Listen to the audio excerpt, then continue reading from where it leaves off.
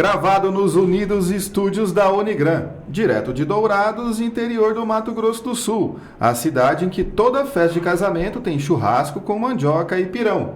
Aqui é Fabrício Brown e no meu casamento teve churrasco com mandioca e pirão. Professor Vinícius de Almeida, e se tem uma coisa que acaba com o meu dia, é a noite.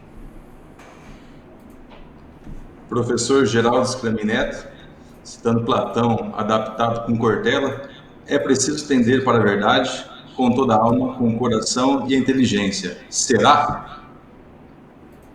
Eu sou o professor Fernando Machado. Assim diz o Senhor: maldito o homem que confia no ser humano, que na carne busca sua força e afasta do Senhor seu coração. Amém. Amém. Aleluia.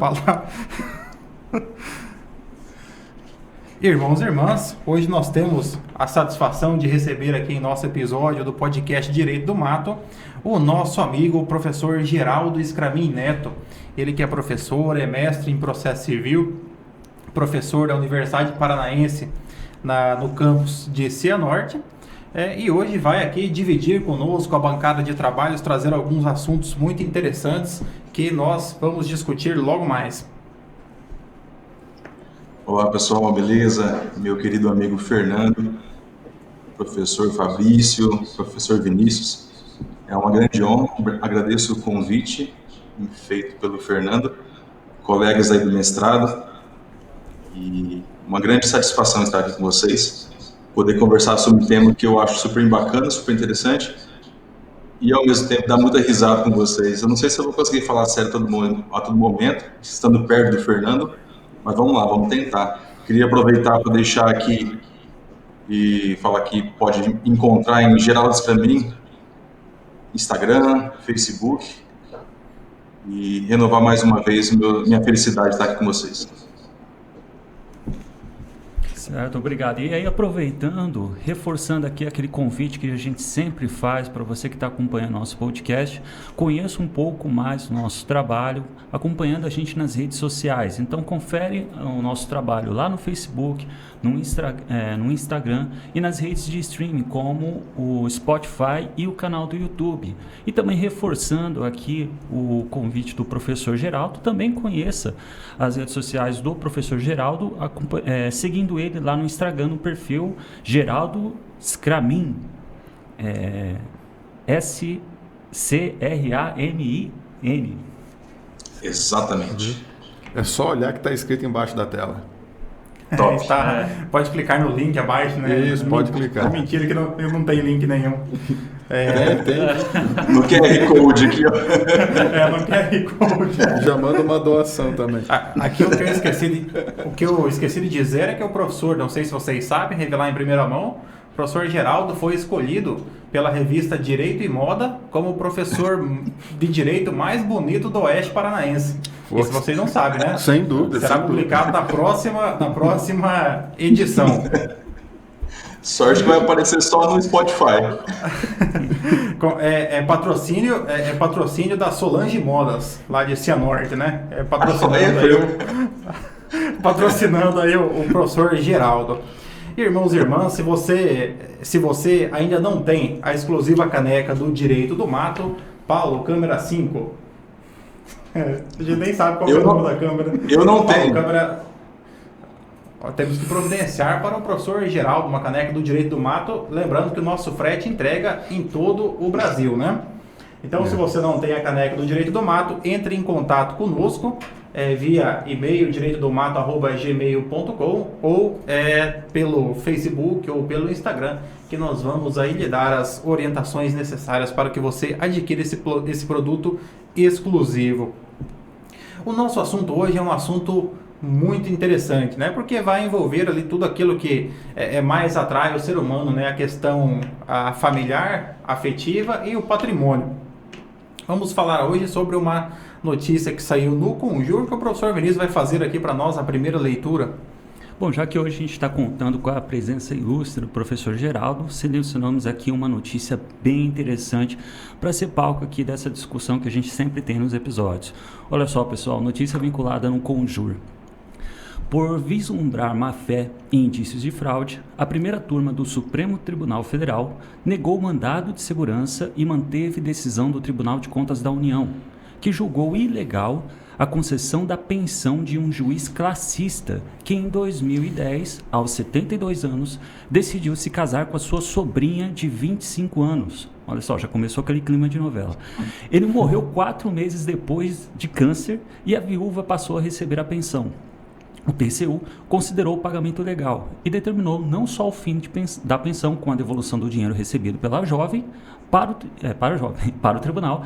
O casamento foi planejado apenas para que ela recebesse o benefício do falecido, entre aspas. Não é demasia citar Platão quanto à verdade. É preciso tender para a verdade com toda a alma, com o coração e a inteligência, destacou o ministro Marco Aurélio.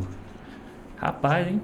E mais uma vez o STF interferindo nas relações afetivas de duas pessoas que manifestaram sua vontade de forma livre e apaixonada, né? Assim, o amor não o tem tio limite, se apaixonou pela sobrinha aos 72 anos de idade. Sem nenhum interesse. Se apaixonou pelo tio também. Ele decidiu ali se casar apenas quando estava, né? Como diríamos lá em Mumbai, né? Com um pé na cova e o outro no sabonete, né? Isso, e ali ele decidiu então realizar o sonho e se casar. Se entregar ao amor pela última vez. Se entregou tanto, Se entregou tanto que eu... começamos errado, não? Não, começamos normal. Até agora tá tudo certo, né? Tá, mas vamos lá, para começar a explorar essa notícia aqui, que é bem interessante, que dá pra gente já perceber que tem muita coisa que dá pra conversar aqui. Bom, a primeira coisa que eu acho que dá pra gente começar a conversar aqui em relação ao casamento. Como é que o direito civil brasileiro ele trataria a ideia dessa relação? É uma relação incestuosa, Geraldo, tio e sobrinha? É um bom questionamento isso. Melhor que isso daí, até um questionamento poderia ser: qual é a maneira correta de falar? Incesto ou incesto? Agora. Aí você quer ferrar com a nossa vida. Mas enfim, essa questão que o Fabrício traz é super interessante, porque, a bem da verdade, essas relações incestuosas já deriva lá da antiguidade e gera seus reflexos até hoje no direito de família. Então, quando você fala sobre questões de impedimento, algumas outras questões que ainda trazem a função biológica de família, nós lembramos dessa tal situação, desse princípio lá de trás, da vedação das relações incestuosas, e isso justamente vai surtir um dos reflexos aqui nesse caso. Então, se me permitem, começando aí a falar um pouco nessa parte, como o professor Vinícius bem comentou, esse caso em específico, ele gera reflexos em algumas áreas do direito, digamos assim. Então, podemos ver a situação aí envolvendo família, casamento, e para desgramar com a situação ainda, você vai ver o casado lá em 99, então é Código Civil 16, então a parte do Código 16 eu deixo para o Fabrício, para que ele possa tecer melhores comentários. E depois... Só porque eu casei sobre a Ed do Código 16 também, né? O Clóvis Bevilacqua foi o seu padrinho. Não é nem tanto. Pelo amor, né? Mas então, ademais daí, também temos a questão que vai envolver a parte previdenciária, especificamente, e também o instrumento jurídico, digamos assim, que foi utilizado, que, se nós formos perceber, ele gera uma consequência gigantesca, que foi justamente a impetração de um mandado de segurança. Por esse motivo, inclusive, que ele gera alguma discussão envolvendo naquilo que a sobrinha tenta trazer, no sentido de, teria o TCU, o Tribunal de Contas da União, competência para declarar inválido este casamento? Aí a questão que nós vamos colocar, inclusive, foi declarado inválido, não foi, seria, deveria ser, enfim. E depois lá atrás também que seria ilegal essa determinação de ressarcimento por falta de fundamentação e má-fé. Que no final das contas, má-fé e boa-fé foi um Xangai ali, e aí utiliza e vai um pouco desse fundamento para dar certo. Mas enfim, tentando não me delongar muito, eu diria o seguinte: poderemos pensar nos pontos primordiais que vão gerar esse reflexo e buscando responder a pergunta do meu querido Fabrício. Quando nós pensamos em casamento, e aí o Fernando tinha falado que o assunto atraía e tudo mais, na verdade, quando eu falo de casamento, geralmente não atrai algumas situações, mas enfim, 1521 ele vai dizer dos impedimentos ao casamento. Então a gente sabe que vai lá dizer assim, não devem casar. Então a lei vai dizer em algumas situações em que não deve acontecer o casamento. E se não me falha a memória, no inciso 6º, ele tem uma previsão expressa daquilo que veda que uma pessoa case com qualquer outra. E aí seria o inciso 6º, que é a ideia do princípio da monogamia, né? No sentido de que pessoa já casada não pode casar com outra pessoa. Nos outros incisos, ele vai pontuar questões em que uma pessoa não pode casar com determinada outra por motivos específicos. E aí, lá no inciso 4º, ele traz uma previsão que, inclusive, tem um uma dicção muito parecida com o Código 16, lá no artigo 183, falando que não devem casar irmãos, sejam eles unilaterais ou bilaterais. Então, quando eu digo isso, unilaterais é aquele irmão que deriva somente do pai ou da mãe, né?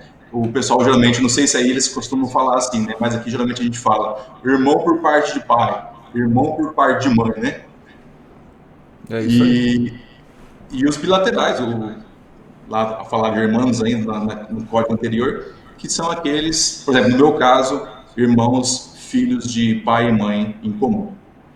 E o texto da lei ele segue dizendo: demais colaterais até o 3º grau, inclusive. Nesse 3º grau, quando a gente faz aquela contagem, inclusive ensina para os alunos lá na aula como faz aquela contagem, né, das relações de parentesco, nós temos os bonequinhos no quadro? Essa desgrama aí mesmo. E aí o professor Tarcísio, inclusive, e outros mais falam, use você como referência, o eu ou o mi, como alguns colocam, e aí você traça uma linha reta ascendente ou descendente e a linha colateral para você achar os parentes. E nós sabemos que o Código Civil de 2002, ele limita o parentesco até o 4º grau na linha colateral. Ascendente, descendente, linha reta até o infinito, aonde Deus permitir. Então, o tio, ou vamos colocar de forma geral, tios e sobrinhos estariam justamente neste 3º grau. E aí, se você for analisar pelo prisma e pela dicção da lei, você diria, Geraldo, então não pode o casamento entre tios e sobrinhos. Essa campainha é normal assim mesmo? Não, mas está tudo bem. Fechou? Isso é quando vem de Cianorte o sinal, às vezes acontece isso. Ah, então perfeito. É que aqui a gente tem que pagar por ficha. A internet é pré-pago. Então, esses tios e sobrinhos, em tese, não poderiam casar. Aí surge uma nomenclatura utilizada pela doutrina familiarista, que seria o tal do casamento avuncular. Que peste é essa? Casamento avuncular. Seria a possibilidade que já lá em 41, decreto 3.200, decreto-lei, né, de 1941, onde ele permite que tios e sobrinhos possam sim se casar, desde que exista como se fosse uma ratificação ou através de um atestado médico demonstrando que não vai haver, principalmente ali, riscos à prole, justamente por aquela questão que o professor Fabrício falava lá atrás das relações incestuosas, pensando na preocupação genética da prole, ou seja, dos filhos. Então, se verifica que não há risco, é permitido sim, e o STJ já manifestou isso dessa forma, ratificando, inclusive ele chancela essa situação que está no decreto-lei, dizendo que é perfeitamente possível. Tanto que, a título de complementação aqui, enunciado 98 da Jornada de Direito Civil, ele fala exatamente que o inciso 4º do 1521, que são esses parentes até terceiro grau, deve ser interpretado à luz do Decreto-Lei 3.200 de 41, no que se refere à possibilidade de casamento entre colaterais de terceiro grau. Então, assim, buscando finalizar, o casamento entre esse tio e essa sobrinha, pela disposição normativa, ele seria permitido. Agora, a questão que se traz, se aponta ali, e aí eu passo a bola para você, Fabrício, até para a gente trocar uma ideia a respeito disso, se necessariamente houve e entrou no mérito dessa questão envolvendo a invalidade, ou, quem sabe, a nulidade, porque a gente sabe que o 1521, se casado naquele sentido, ele vai gerar um reflexo lá nas nulidades. Mas o caso prático, ele teve suas situações específicas. E aí, passo a bola para você, se você permitir assim. Aqui, Geraldo, eu acredito, no caso em específico, o tribunal, nesse caso, ele nem chegou a analisar a questão da união em si, né? De alegar eventual nulidade ou não. Ele não entrou nesse requisito, até porque não teria competência para isso. Teria que ser o Ministério Público ou algum interessado a provocar isso.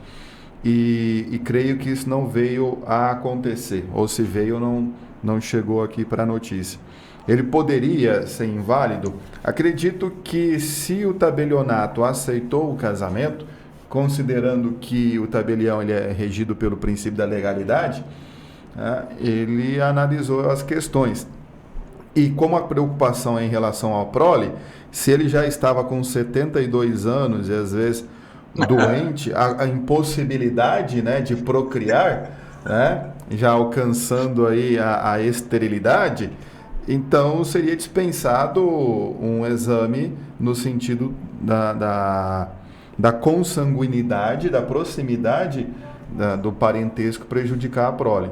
Então, nesse sentido, o casamento aqui é válido, né?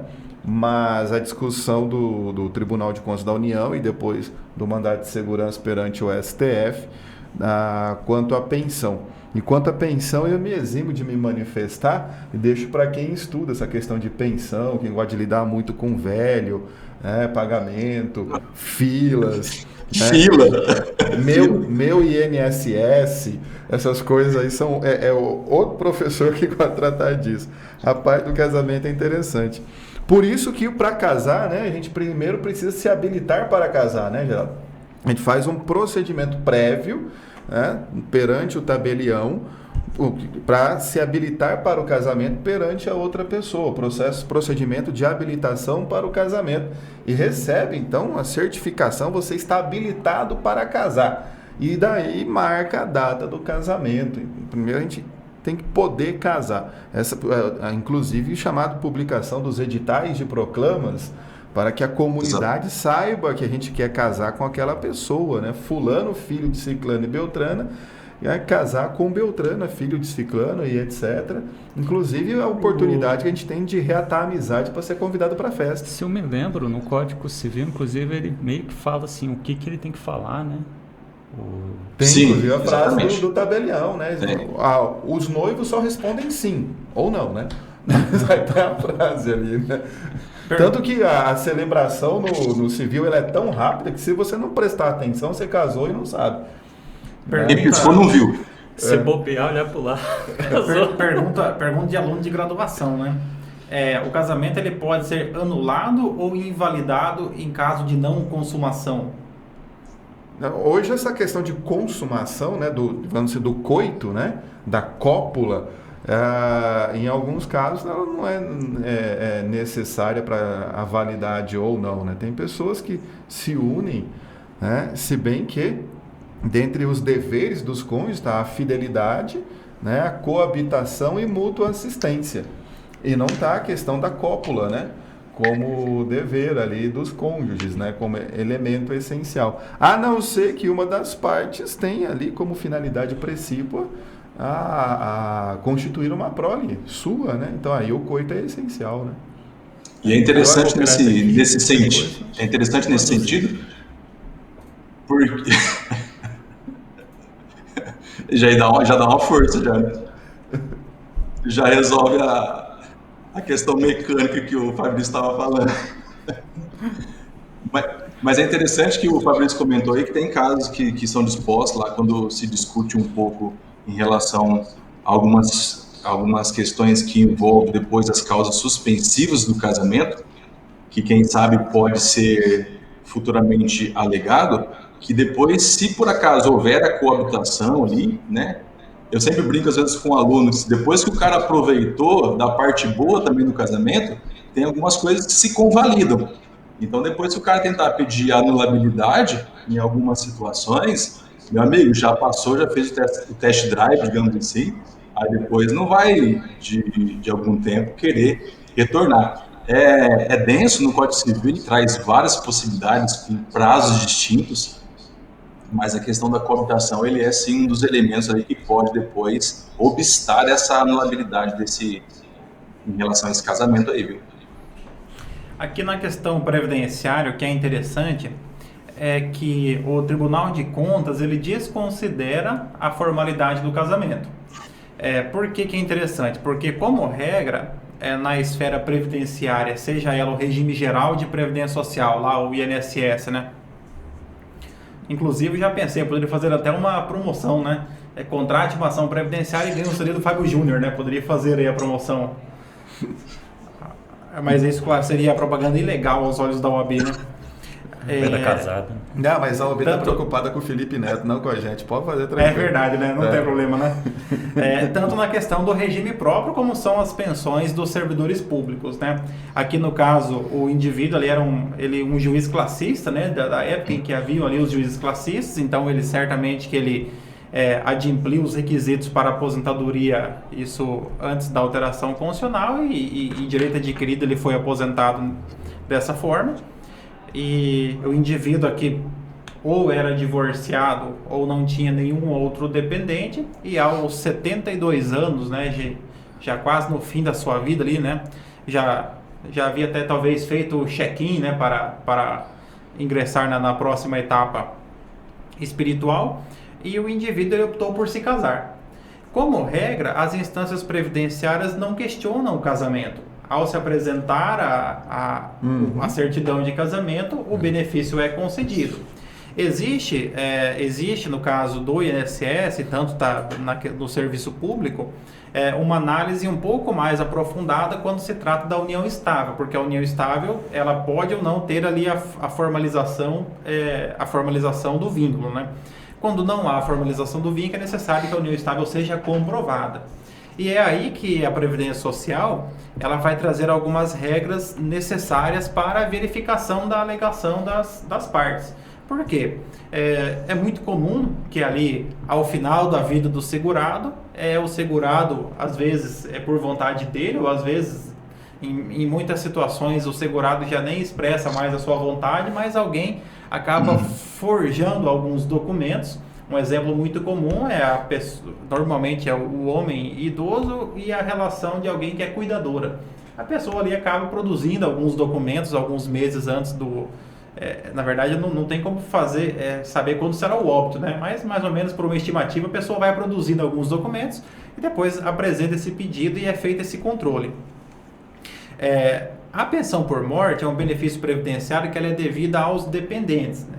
Então, nós temos 3 classes de dependentes, que a primeira classe estão o cônjuge, companheiro, companheira, filho não emancipado de qualquer condição, menor de 21 anos, ou inválido ou que tenha deficiência intelectual, mental ou grave. Então, aqui nós temos os chamados dependentes legais. Então, esses dependentes, eles não precisam fazer prova da dependência. Porque a dependência, nesse caso, ela já é presumida. E aí nós temos as outras 2 classes, que são os pais e o irmão não emancipado menor de 21 anos ou inválido, que ele precisa fazer prova, né? Então nós temos essa diferença. Aqui no caso a decisão é interessante porque por estar no inciso 1º e ser casada, não precisaria fazer prova da união, né? Então, em tese, foi feita uma atuação aí do Tribunal de Contas da União Por quê? Porque todo procedimento administrativo de aposentadoria, concessão de benefício, ele vai depois para uma análise do Tribunal de Contas vinculado àquele órgão, àquela entidade. E foi feito, então foi identificado que naquela situação havia um indício de fraude, né? Porque esse auditor, ele recebeu uma promoção ali. Porque ele pegou uma certidão de casamento, olhou a idade das partes, quando foi o casamento, quando foi o óbito, e falou algo de errado. Esse auditor foi detalhista. Esse foi ninja. Nós temos assim, situações em que você analisa os documentos, por exemplo, situação em que o óbito do segurado, ele foi no mesmo dia da entrada do requerimento da pensão. Você vê, né? A pessoa não perdeu nenhum momento, né? Já foi, né, ali no mesmo dia, já solicitou... Mas às vezes o cartório de registro de pessoas naturais era do lado da agência, né? Ele só saiu de um lugar e foi para o outro. Você já aproveita a viagem, né? E outro ponto interessante, já que o professor Fabrício falou em cartório, é que hoje, dentro desse programa que o INSS tem de verificação de possíveis fraudes, hoje é obrigatório que os cartórios de pessoas naturais informem os registros para o INSS. Então, tanto o nascimento quanto o óbito, eles são informados no máximo no dia seguinte ao INSS. E aí acontece a seguinte questão: muitas vezes a pessoa tem ali o seu familiar que recebe benefício, a pessoa vem a óbito. E a pessoa faz o quê? Diz, eu vou lá e vou sacar o benefício, né? Normalmente a pessoa idosa, ela guarda uma carteirinha transparente, né? Ela guarda ali... Com a senha dentro. Ela guarda ali o RG, guarda o cartão do INSS, a senha e os 2 últimos comprovantes de votação, né? Da urna eletrônica, tudo no mesmo... Ela guarda junto, né? E dentro de uma sacolinha plástica. Dentro de uma sacolinha, com aquele cartãozinho do Santo Expedito, né? Também que ela ganhou e aí guarda junto ali, né? Aquela oração do Santo Expedito, guarda junto. E aí o familiar vai lá e saca. Ele justifica ali para ele mesmo, né? Apenas para as despesas aqui do óbito, né? Aí passa outro mês, ele diz, só mais esse mês, e vai lá e acaba sacando mais uma vez, né? E isso aqui, o INSS hoje ele já tem conhecimento no dia seguinte de que houve o óbito, portanto aquele benefício ele será acessado, e se for apurado que houve recebimento após o óbito, será instruído um processo administrativo para verificação aí de uma eventual fraude. Lembrando, né, desculpa intervir aí, Fernando, mas lembrando que se por acaso subsistir depois o benefício, geralmente um benefício previdenciário, igual você falou, às vezes ficou um último ali, ou mesmo valor de FGTS, essas coisas, a pessoa depois, os herdeiros, geralmente vai vir o cônjuge ou os filhos, né? Ele pode se utilizar da legislação especial, que tem a previsão, inclusive, no CPC, eu chamo, se não me falha a memória, eu chamo o dispositivo do capeta, artigo 666, onde ele possibilita a pessoa vir depois pleitear num alvará judicial para que haja depois o saque daquele valor que possivelmente ficou bloqueado na conta. Então, não dá para ser feito isso formalmente, mas realmente as pessoas na prática fazem muito isso que você falou. Também é importante falar que não são consequências apenas administrativas, elas também podem repercutir numa seara criminal, os saques indevidos. Então, isso aí também pode configurar crime, dependendo do caso concreto. Pode. O pessoal acaba fazendo muitas vezes daí para se livrar do inventário também, né? Às vezes tem uma quantia grande ali, não querem fazer nada, e já vi situações em que a pessoa pode, sei lá, e vai sacando, principalmente quando é em conta, daí no caso não vinculado ao INSS, de alguma conta bancária, tem um valor alto, e para não se utilizar inclusive do alvará, às vezes o herdeiro vai lá, tem a senha e vai sacando picado até esgotar a conta. Mas isso acontece em outros lugares. Não, Dourados e Cianorte isso não acontece, não. O pessoal é muito bom e íntegro aqui. Bom, só que tem uma coisa que vale a pena destacar aqui nessa notícia, é o seguinte: quem que acabou com a alegria da viuvinha? foi o Tribunal de Contas da União. Literário esse comentário. Eu li no ensino médio 5 minutos e a viuvinha, né? Os contos. Agora, por que o Machado de Assis. Tem desconto, né? Tem. Por que o TCU apareceu aqui no meio dessa história? Isso porque, quando a gente vai estudar sobre a separação dos poderes, coube como uma das funções típicas do poder legislativo o exercício do controle externo, que é justamente uma análise de legitimidade, legalidade, economicidade em relação aos atos praticados por outras esferas do poder, mais focadamente ao poder executivo.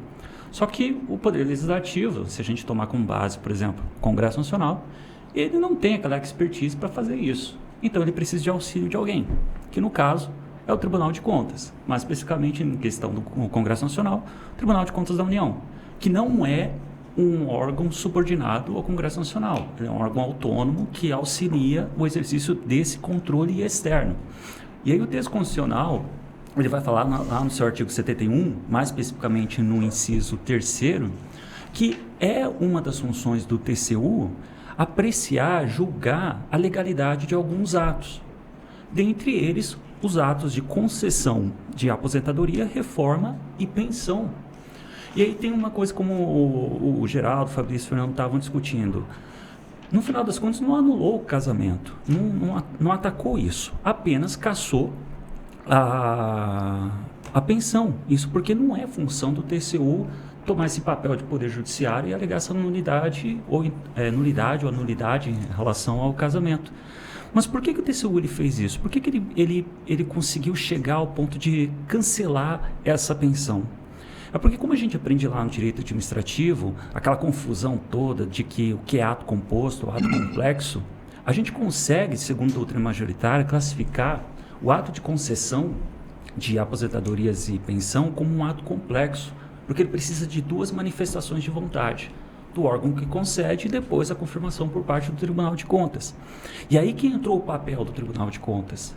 É justamente falar assim, olha, vamos analisar se realmente está tudo de acordo, está tudo bonito, está tudo conforme o figurino. É o ponto quando ele chegou lá e pá, cortou. E aí sobre esse ato de concessão é muito importante lembrar da súmula vinculante 3 do STF. Porque esses atos de concessão, esses atos de análise de legalidade, em regra tem que ser garantido contraditório e ampla defesa.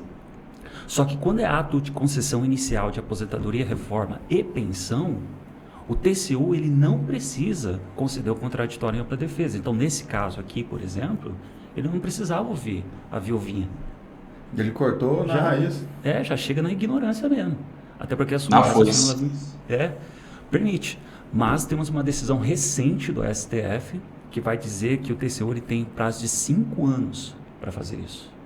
Porque senão viola a confiança legítima e também viola outros princípios administrativos, aí vai ter que garantir o contraditório em ampla defesa. Então, no final das contas, o TCU, voltando afirmando o que vocês estavam falando, o TCU, ele não invalidou o casamento, ele apenas invalidou a concessão da pensão. Só que a história ainda fica ruim para ela, porque ela vai ter que devolver os valores que foram recebidos até então. E aí, como é que fica essa questão da devolução?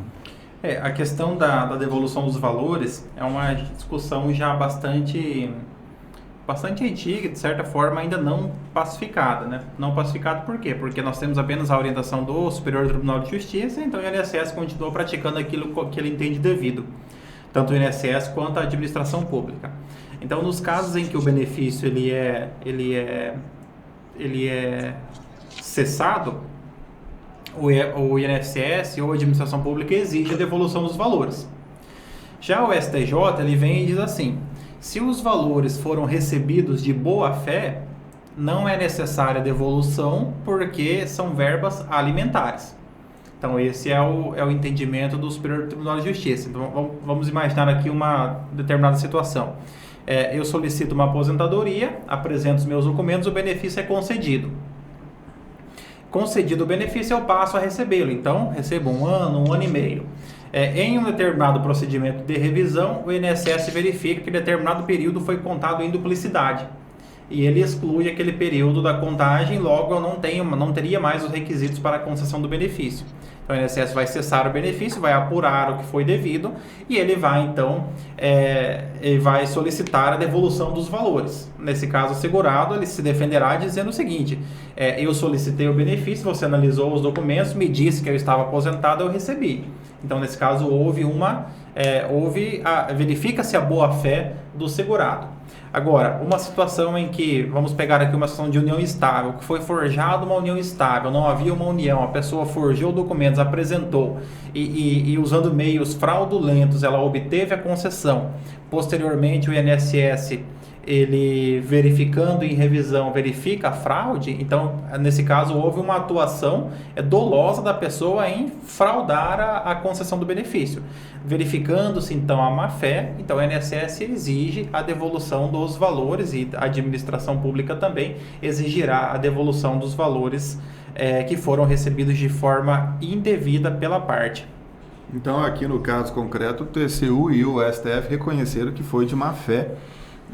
O ardil impetrado pela viuvinha e pelo decujus com única finalidade de receber a pensão e não de ter uma união real, concreta.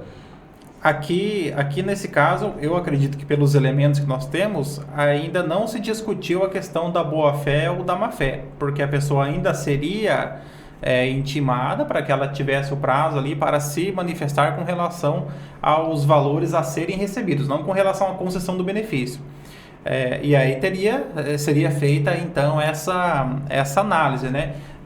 Pode ser, por que não, que tenham se casado motivados apenas pelo amor um pelo outro. Então a pessoa vai demonstrar que eles já tinham uma convivência pública, que eles postavam fotos no Facebook. Ela empurrando a cadeira de rodas ela dele. Empurrando a cadeira de roda deles. Ela indo com ele comprar fralda geriátrica. Comprar fralda geriátrica. Então, que havia ali uma relação de amor entre eles. Se ela comprovar, foi uma relação de boa-fé. Mas isso pode acontecer. Mas Marco Aurélio, o ministro, né? Ele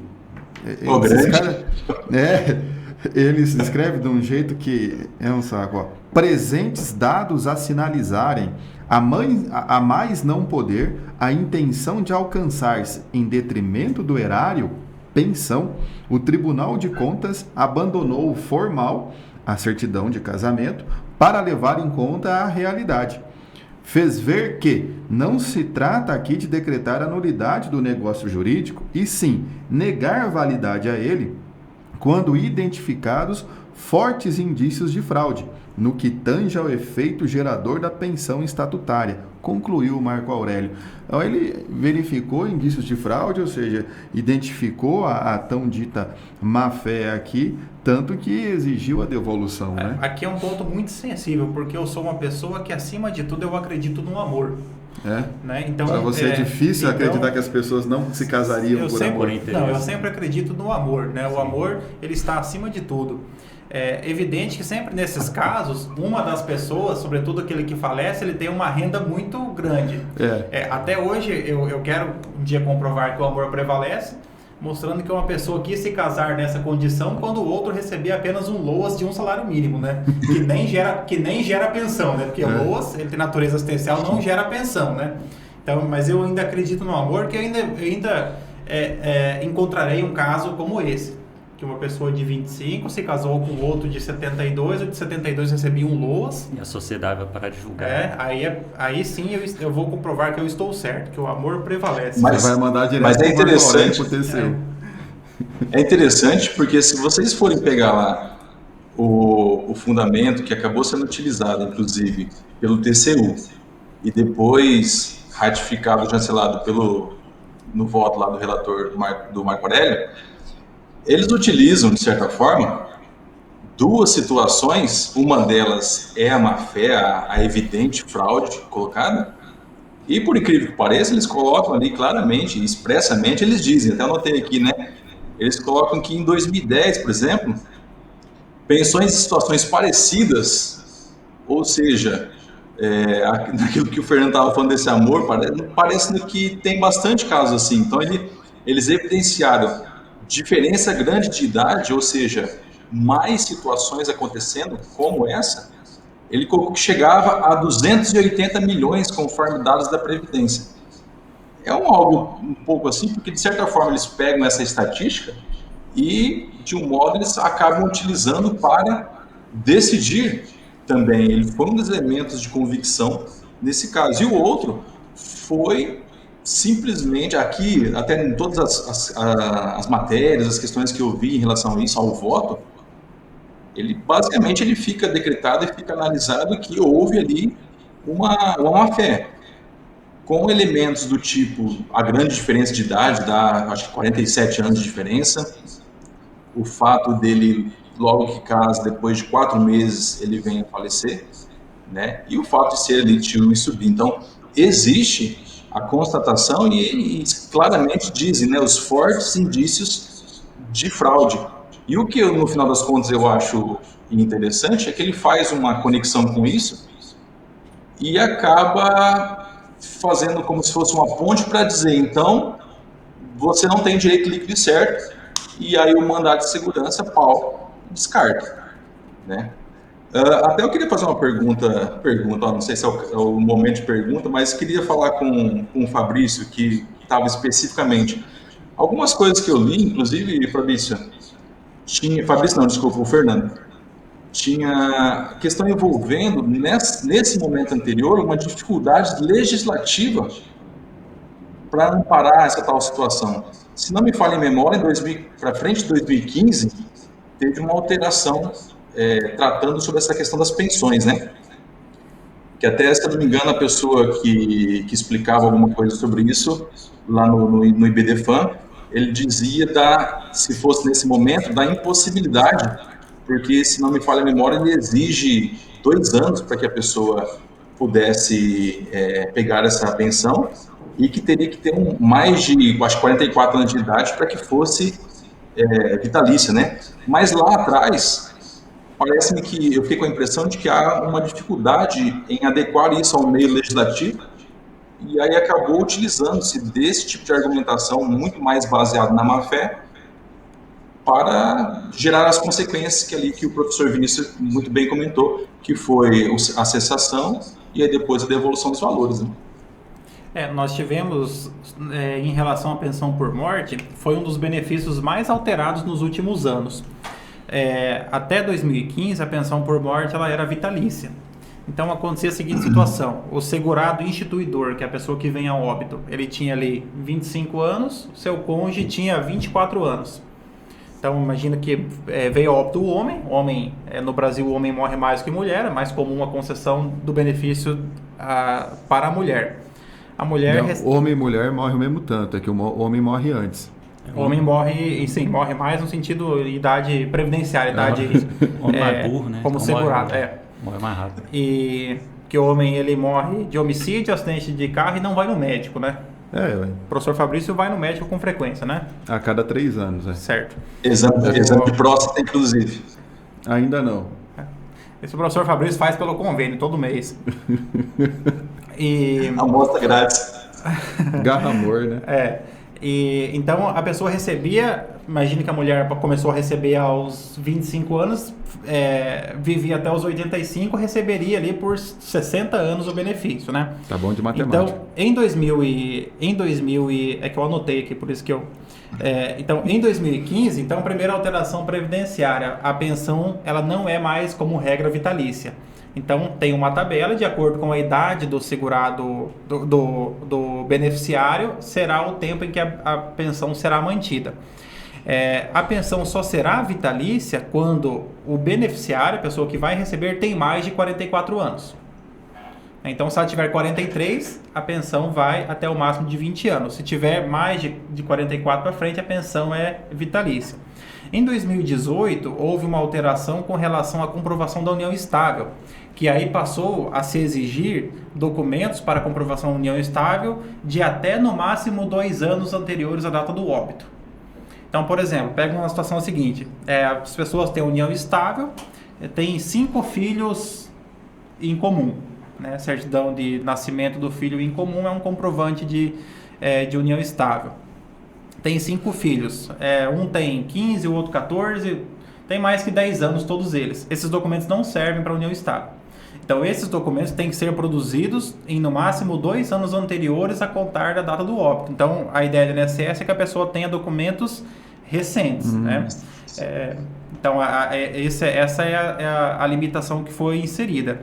E depois, com a emenda 2019, então, aí veio a alteração do valor da pensão por morte, que ela passa, então, a ser de 50% do valor que seria devido em caso de aposentadoria, que começa a partir dos 60%, e desse valor vai pagar, então, 50% mais 10% por dependente. Então, a conta é um pouquinho complexa, mas dá para fazer. Então, imagino que fez a média da pessoa, a pessoa tem ali, recebe 3 mil. Então, desses 3 mil da média, vai começar a pagar 60%. Dos 60%, que seria o valor do benefício da aposentadoria, vai pagar metade mais 10% por dependente. Então, pode acontecer que uma pessoa que teria uma média de contribuição de 4 mil reais, a pensão fique em R$1.600, por exemplo, valores bem mais... Mas nunca bem menos baixos. de um salário mínimo? Nunca menos de um salário mínimo, é limitado ao salário mínimo, né? O primeiro texto da Previdência colocava até abaixo do salário mínimo, né? Depois, ali não me recordo se na Câmara ou no Senado, alteraram para que fosse mantida a regra de um salário mínimo, né? De certa forma... Então, para algumas famílias não muda nada, vai receber o salário mínimo. Para quem já tem a média próxima do salário mínimo, permanece, né? Mas para quem ganha mais, acaba tendo um prejuízo. A conta que se faz, matemática, é o seguinte: se você tem 2 pessoas vivendo numa casa e uma delas vem a óbito, você tem redução de metade das despesas. A conta fria seria essa. Claro que, sobretudo para pessoas mais pobres, a conta não é essa, porque o orçamento ele é comprometido com despesas fixas, aluguel, água, energia, alimentação, o aluguel não vai cortar metade, por exemplo. Ele não reduz, né? Medicamento da pessoa. Então assim, o papel, a letra fria, né, da lei, ela acaba não analisando a situação concreta, sobretudo das pessoas mais pobres, né? Summa ius, summa justitia. Resumindo isso, toda lei, toda injustiça. Exato. Quando o rigor é muito da lei, a injustiça também chega. Então seriam esses os pontos principais com relação à pensão por morte, né? Mas, irmãos e irmãs, já estamos aqui, o tempo passou muito rápido, né? Quando temos uma boa companhia, o tempo ele passa muito depressa. Agradecemos aqui mais uma vez ao professor Geraldo, que esteve conosco, que esteve trabalhando com esse tema, um tema difícil, porém um tema bastante interessante. Professor Geraldo, muito obrigado pela sua presença. Fernando, eu que agradeço, meu querido amigo Fabrício, também ao Vinícius, prazer de conhecê-lo hoje, mas o Fabrício e o Fernando, amigos de longa data, da época do mestrado lá em Moarama. Mais uma vez agradeço o convite, concordo contigo, passou voando aqui o tempo, sempre aprendo muito com vocês e dou muita risada, inclusive, principalmente. Portanto, sempre quando precisarem, puderem e quiserem, estarei por aqui, os acompanho, Direito do Mato, muito legal, divulguei para os meus alunos lá da Unipar, unidade de Cianorte, e farei com questão de continuar divulgando. Sejam muito felizes nesse projeto, contem comigo para continuar divulgando, e também quando quiserem, por favor, fazer uma visita, vocês 3 aí, aqui em Cianorte, para que a gente possa, depois dessa pandemia, quem sabe tomar uma cerveja, eu já ia falar cachaça, tomar uma cerveja junto aqui. Bom, estendendo então os agradecimentos ao professor Geraldo, muito obrigado aí pela participação. Olha só que interessante, com essa discussão a gente conseguiu passear em 3 áreas basicamente: direito civil, direito previdenciário, direito constitucional. Descobrimos que o TCU não seguiu as lições de Amado Batista quando ele dizia que o amor não tem idade. Esperava essa, né? Essa referência filosófica, né? Esse marco teórico aí. E fica aquele convite, pessoal, para vocês conhecerem mais o nosso projeto Direito do Mato. Acompanha lá no Instagram, acompanha lá no Facebook, ouve a gente também no Spotify e no canal no YouTube. E também fica o convite para conhecer as redes sociais do professor Geraldo. Acompanha lá, Geraldo Scramin. Beleza. Geraldo, com certeza vamos nos reunir para tomar uma cachaça e algumas cervejas, sem sombra de dúvida. Pessoal, curta, comente, compartilhem. Tenham todos uma ótima semana. Um grande abraço e sejam felizes.